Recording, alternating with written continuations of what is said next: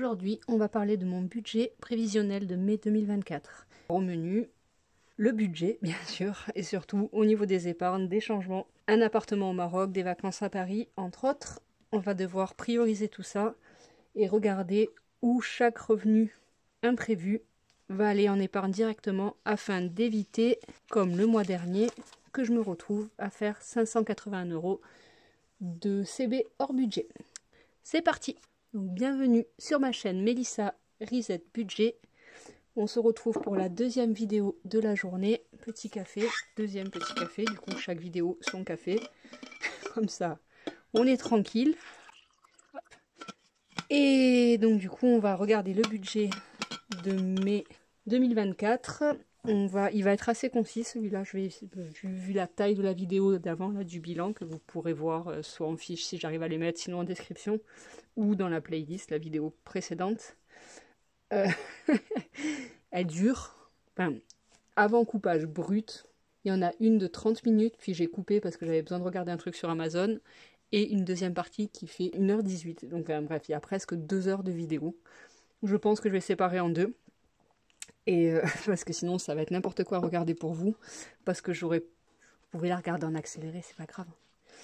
Enfin bref, au moins vous mettre les chapitres, ça serait pas mal, comme ça vous pouvez switcher quand il y a des choses qui vous intéressent pas. Et pour celle-là, elle va essayer d'être concise, pour être beaucoup plus courte dans tous les cas, je n'ai pas le choix. Il est hop 20, et dans un peu plus de 20 minutes, il faut que je parte pour aller récupérer mon fils. Enfin bref, trêve de blabla, on est parti. Le budget prévisionnel. Donc, juste pour rappel, j'ai au niveau de mon budget d'avril, j'ai réussi à mettre en provision tout ce que j'avais prévu, et même un peu plus, donc ça c'est ok. Et par contre, j'ai eu plus 1291 €. Et j'ai pas du tout mis tout ça de côté en fait. J'ai dépensé une partie, j'ai mis certes une partie, mais pas que. Donc du coup, j'aimerais bien là éviter ce genre de choses. Et je pense que vraiment ce qui m'a manqué, c'est le fait que quand j'ai des revenus impromptus, donc là j'ai eu la régule de la CAPSA, j'ai eu le réflexe de le mettre de côté direct, mais j'ai eu un peu plus de PCA, j'ai eu un peu plus de ceci, j'ai eu, enfin bref, allez voir le bilan. Hein. J'ai eu, il est où mon bilan? Ah ben il est là. Mon détail des revenus, je ne l'ai pas remis dans le classeur encore. Voilà, j'ai eu plus de revenus que ce qui était prévu, et en fait, j'ai rien attribué auparavant, et j'avais pas priorisé mes épargnes non plus, en dehors du fonds d'urgence avec vos parrainages instant. Mais sinon, tout le reste, voilà, j'ai juste récupéré les sous, et puis c'est tout. Donc pour éviter ça, là, mon taf, ça va être, avec vous, de dire si j'ai des sous en trop, où je vais les mettre en fait. Donc revenu, on est à peu près comme le mois dernier, 2555, 1850 de la PCH, ce que je compte toujours de base, et 606 de la CAF parce qu'il y a plus, il y avait une petite dette de 34 € qui a été prélevée sur le mois précédent. Nouveauté, je fais comme plusieurs pour gagner en lisibilité, j'ai enlevé les virgules. Donc là c'est arrondi en dessous, au euro en dessous, et ici au euro au-dessus. Voilà. Au niveau des applis, donc là j'ai 45 € le Bon Coin et 22 € de vente, donc tout ça c'est rentré dedans. Donc ça, j'ai pas à le répartir. Parrainage, j'ai marqué pour l'instant 10 €, je sais pas pourquoi, j'ai oublié. Peut-être justement pour marquer parrainage. En fait, je crois que j'avais fait 2 lignes, genre le Bon Coin et Rakuten, et que j'ai groupé pour laisser cette page parce que là, en parrainage, j'en ai, que ce soit via Instance ou par exemple là, mais ça c'est une règle. Ben voilà, bref. J'ai dit que je voulais être concise. Oh. Donc, une ligne parrainage, parce que je sais qu'en réel, là, ça sera différent et que je veux le répartir. Les autres applis, donc là, par exemple, il y a, ça c'est Shopopop, ça c'est Split, et après, il y en aura d'autres que j'aurai au fur et à mesure. Et enfin, si j'ai une autre source de revenus, je vais pouvoir vite fait la catégoriser. Peut-être que je détaillerai le revenu des applis et tout ça, mais pour l'instant, je ne sais pas encore. Voilà. Ça, c'est la base. En fonction de ça, mes charges, elles sont fixes, il y a peu de changements. Rapidement, donc au niveau de l'eau, j'ai décidé de monter à 25 €. Je vais mettre 4 € en virement automatique sur une enveloppe Lydia pour la régule qui arrivera en décembre, parce qu'en fait, elle n'est pas dans les charges ni dans les provisions. Et l'an dernier, je payais 24 € par mois, je crois, et j'ai eu 31 € de régule. Donc là, je me dis, si je mets 4 € par mois sur les 8, les 7 mois qui restent, ça devrait à peu près aller. Donc voilà, donc là, j'ai décidé de faire ça, sans que ça plombe mon budget, quoi. Le van, ça c'est ok. Je regarde là, tous ceux qui sont encore en prélèvement CE, j'ai fait le nécessaire pour que ça passe en bourseau. Comme ça, j'entendrai plus parler de Boursorama, puisque là, ils m'ont déjà mis 1 € à cause de... Enfin, édition de relevé de compte. J'ai jamais souscrit à ça, mes relevés de compte, ils sont en ligne. Donc je vois pas pourquoi j'ai eu 1 €, je les appellerai demain. Et en fait, ils m'agacent, quoi. À chaque fois, j'ai l'impression que tous les mois, je découvre qu'il y a des frais comme ça qui sortent de leur chapeau et ça m'agace. Donc ça, je veux vraiment bouger de là-bas, mais pour ça, il faut que mon fils ait enfin son compte ouvert à Bourseau et que j'ai transféré mon LEP sur Hello Bank. Voilà, comme ça, après, je pourrais vraiment clore la page caisse d'épargne. Ensuite, dans les charges variables, j'ai mis la dette EDF, qui était avant dans les charges fixes, parce qu'en fait, elle est vouée à disparaître. C'est la dernière dette qui me reste, c'est pour ça que j'ai pas une catégorie dédiée à dette. Voilà. SFR, ça va être la souscription plus la première mensu. Je sais pas quand est-ce qu'elle va tomber, donc je l'ai mise là. Et à l'inverse, Free, ici j'ai mis 56 mensualisation plus les frais de clôture de résiliation, mais normalement il devrait être en dessous. Enfin, petit détail. Le loyer, en principe, il reste relativement bas, parce que j'avais un petit surplus du mois dernier. Masse, c'est pour le mois de mars, j'ai 60 €. Et après, là, cette semaine, je vais aller de mardi à dimanche coucher mon frère pendant 2-3 jours, puis ensuite chez une de mes sœurs. Donc je sais que forcément, on aura plus de route, tout ça. Donc même si l'essence est plus grande ce mois-ci, cette semaine-ci, pardon, je sais qu'en principe, j'ai toujours, voilà, tu fais un peu de courses pour la famille, ou tu t'offres un truc aux gamins, ou voilà, tu vois. Donc je prévois 50 € en marge. S'ils ne sont pas dépensés, je le note à moi-même, avec un crayon à papier, parce que sinon moi-même, elle oublie. Donc les 50 €, si pas dépensés, voilà, je vais les mettre, allez, là-dedans, au niveau des épargnes. Fuel. Voilà, si c'est pas dépensé. Ah ben non, ça c'est une semaine de vacances, donc si c'est pas dépensé, ça sera pour la semaine Paris-Disney. Paris-Disney. Oui, une nouveauté. J'y viendrai ensuite. Donc voilà, donc là de toute façon j'ai fini avec les charges. Total 1420. C'est pas mal. Donc reste à vivre 1135 €. Donc à partir de là, j'ai regardé à peu près. J'ai déjà provisionné mes épargnes semaine 1. Pas mes épargnes, mes enveloppes semaine 1. Avec les sous que j'avais retirés en trop. Enfin, on le voit aussi dans le bilan que j'ai tourné ce matin. Un bilan avril.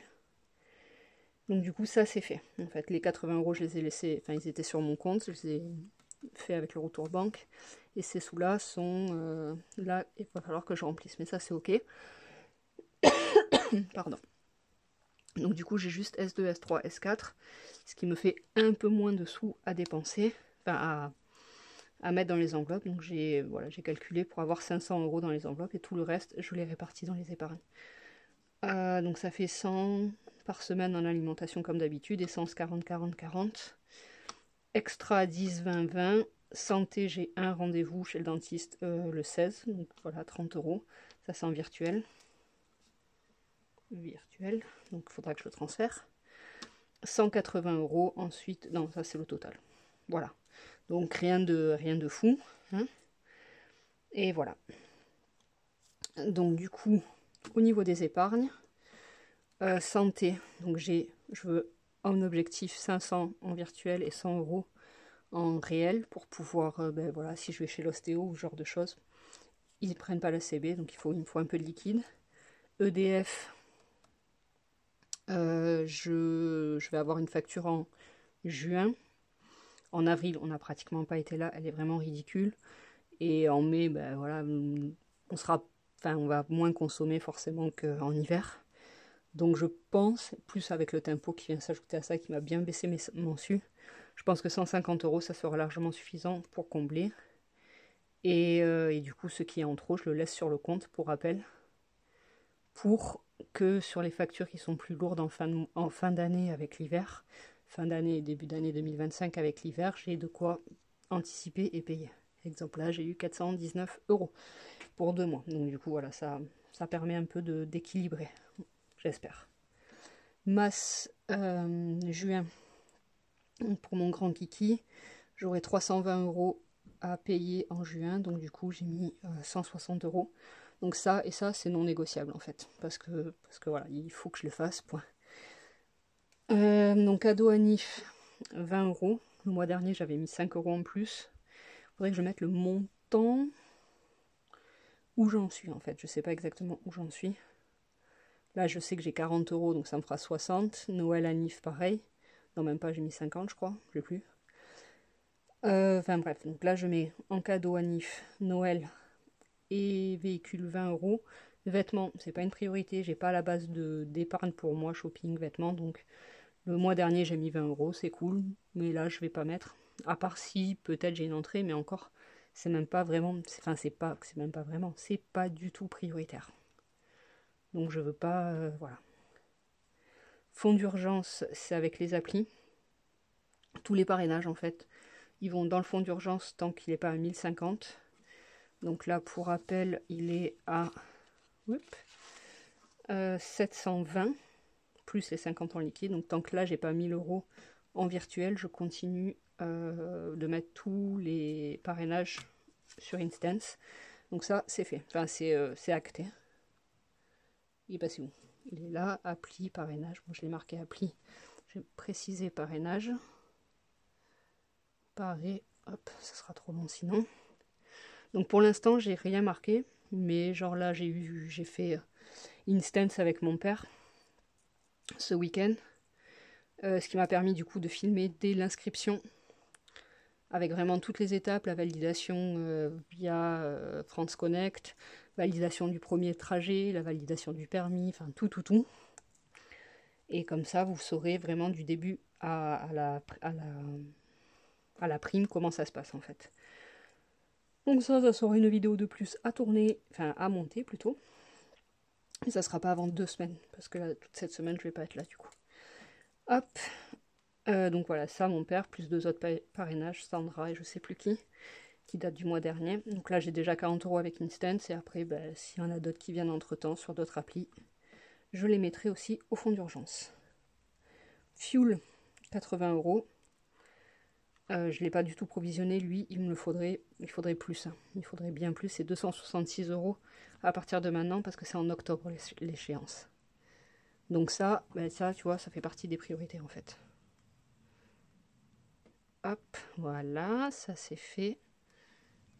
Voilà, je veux une priorité, ben ça, ouais, c'est une priorité. Assurance annuelle, je crois que c'était presque ça. Tchop. 1000 €, j'ai calculé, ça fait 925, je crois, toutes mes assurances, mais je compte l'inflation, tout ça. Non, j'ai marqué 925, c'est juste que je regarde pas la bonne ligne. Fois mai, juin, juillet, août, septembre, octobre, novembre, décembre, fois 8. Enfin, divisé par 8 plutôt. Ouais, là, il faudrait que je mette 115, mais c'est pas trop mal. 80, ça va, c'est pas trop mal.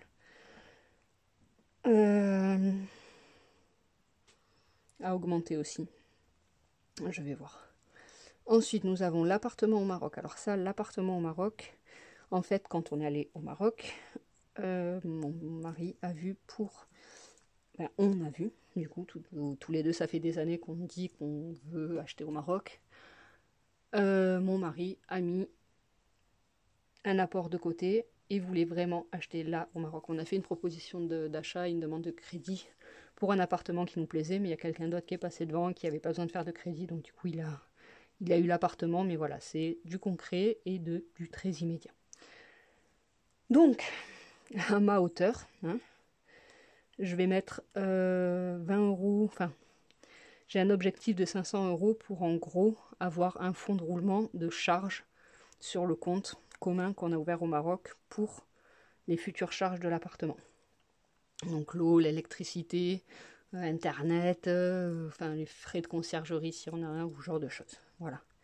Donc ça sera mon objectif. Et donc du coup 20 € à gonfler à un certain moment. Je ne sais pas encore comment. Voilà. Et ensuite, en octobre, a priori, on irait à Paris et à Disney pour les 10 ans de mon cadet. Et donc là, j'ai prévu 1000 € minimum en objectif. Donc là, j'ai mis 25 € histoire de dire que je commence. Et après, on va le booster plus. Donc là, j'ai dit où est-ce que je peux avoir des sous supplémentaires. Donc des sous qui rentrent en liquide parce que je fais une vente, parce que ce genre de choses. Voilà. Donc si c'est le cas, les sous qui rentrent en liquide, pour pas galérer, je veux les mettre dans une enveloppe réelle. Et donc du coup, je vais faire sur le fuel. En plus que ce soit une priorité, c'est en réel parce que le monsieur il vient, on lui donne les sous directement. Ça évite qu'il y ait des transferts à faire, des virements, blabla, tout ça, c'est plus rapide. Donc fuel, c'est argent liquide. Argent liquide. Donc voilà, si je vends des choses en liquide ou voilà ce genre de choses, pack, c'est directement mis de côté pour le fuel. C'est une priorité, donc ça tombe bien. Ensuite, donc ça j'ai dit, ce montant-là, c'est 50 €. Ça sera pour Disney Paris. Autre revenu que je peux avoir là. Et ça sera en mois. Que normalement, c'est pas que je peux, c'est que je vais. J'ai 300 € de bloqué sur mon compte pour l'ouverture du compte de mon grand qui est sous ma tutelle. Ces 300 €, une fois que le virement sera fait pour l'ouverture du compte, je peux les récupérer et en faire quelque chose. Donc j'ai 300 € sur son compte et 300 € sur le mien. Parce que à chaque fois, au début j'ai donné l'autorisation sur son compte, et là on m'a demandé de donner l'autorisation du prélèvement sur mon compte à moi. Bref.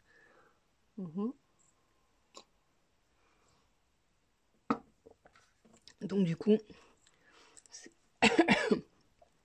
les 300 € qu'il y a sur son compte, je vais les laisser en roulement pour les couches ou ce genre de choses que je dois lui acheter tous les mois pour éviter en fait de le budgétiser dans mon budget à moi. Je vais laisser ces 300 € là et assez après de PCH pour combler ces sous là, parce que normalement dans les PCH j'ai une partie qui rembourse pratiquement la totalité des couches. Voilà, donc mois d'avance plus 300 mail. Ouais, je l'écris dessus, c'est pas grave, dans tous les cas c'est du crayon, je l'efface après. Plus 300 mail. Ouverture compte. Ouverture. Bourseau, voilà. Hop. Donc ça, parce que ça là c'est aussi un objectif pour moi. Voilà. Un bon objectif pour moi. Mon mari démarre la voiture, je vais devoir enchaîner. Après, en autre revenu que je peux avoir, les applis de cashback ou ce genre de choses. Mais pour l'instant, j'en ai aucune que je pense que je vais retirer ici. Maintenant, ensuite, les régules. Si j'ai une régule qui arrive. Donc, ça va être mois d'avance. Pratiquement tout. Mais ça peut aussi être assurance. Enfin, ça va être réparti entre ces trois-là. Donc, régule ici. Je ferai ça plus au propre, un petit post-it que je me mettrai visible. Les régules, c'est réparti ici, en fait, entre ces trois-là. Et là, en gros, je couvre ce qui est les revenus exceptionnels, quoi. Ah oui, non, c'est vrai qu'ils sont toujours ici. Les remboursements, je les mettrai dans shopping. Voilà, les remboursements, là, je vais avoir des remboursements Amazon, peut-être Temu ou genre de trucs. Si c'est le cas, ça va dans shopping. Ici. Remboursement CB. Genre van, j'ai acheté des vannes qui sont trop grandes, donc du coup j'ai dû les renvoyer, j'en ai racheté une, mais j'ai un petit écart. Voilà, remboursement CB, ça ira dans vêtements. Et une fois que j'aurai un montant là, je le basculerai dans les cadeaux. Et Shopopop, c'est que ici. Voilà. Chopo. Hop. Et voilà, on est pas mal. Donc sur ce, je vais vous laisser. Je vous avais dit que je voulais que ce soit simple et concis. Et je vous dis... Ah non, ah, presque. 10 € qui me restent du mois dernier. Voilà. Mes fonds, là, cette semaine, donc là, quand il me reste des économies, ça sera pour la S5. Économie. Hop. S5. Et si il en reste, ça ira dans... Donc à la fin totale du mois. S'il en reste, je le bascule au Maroc. Allez hop. Appartement Maroc. Voilà. Et ces 10 € là, du coup, c'est du mois dernier. Donc ça va dans l'appartement Maroc. Donc là, plus 10. Et voilà. Et ça ne me dérange pas d'avoir une partie en liquide d'ailleurs. Donc les sous en liquide, je les garderai là. Donc virtuel plus réel. Voilà. Donc je ferme avec ça. Je les mettrai dans une enveloppe. Et je vous dis bye bye. Je vais chercher mon fils.